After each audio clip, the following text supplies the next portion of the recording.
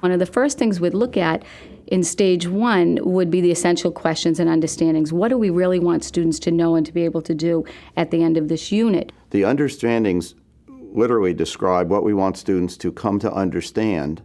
The understandings can be about content, principles, and concepts. Looking at the essential questions. And that bridges to the essential question. Where is the one you want to use to really kind of capture the kids and motivate their interest throughout the lesson, or to almost provoke them? Why do people move is tying in perfectly to understanding 5. Why do people move was one of the bigger essential questions, and clearly when you think about that, that transcends westward expansion. We can look at that again when we study immigration. It's a question that's going to reoccur. But why do people move really capture that tension that's going on between people being forced to move and people wanting to move? What are we trying to get students to do?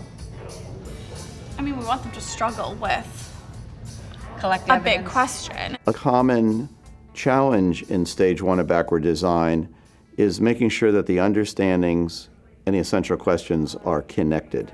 They don't have to be one-to-one, but there should be a relationship here.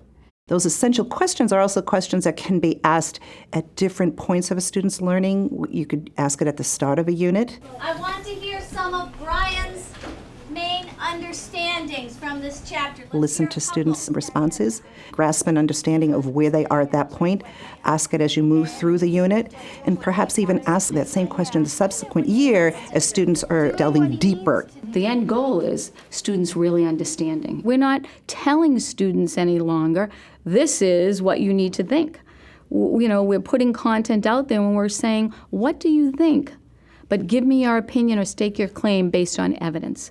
So that allows you to really refine the skills, but really give the students a chance to weigh in and have their thoughts heard on many unanswerable questions. The focus isn't on what am I teaching today and what will I see in today's work from students, but it's the big ideas that you will see over a longer period of time, and also those big ideas that extend over across grade levels. It is exciting because it truly generates that inquiry that we're trying to get at, and not tell students up front, really letting them discover a little bit for themselves. This is going to be a year of what? Who remembers what I said? A year of what? Self-discovery. Self-discovery.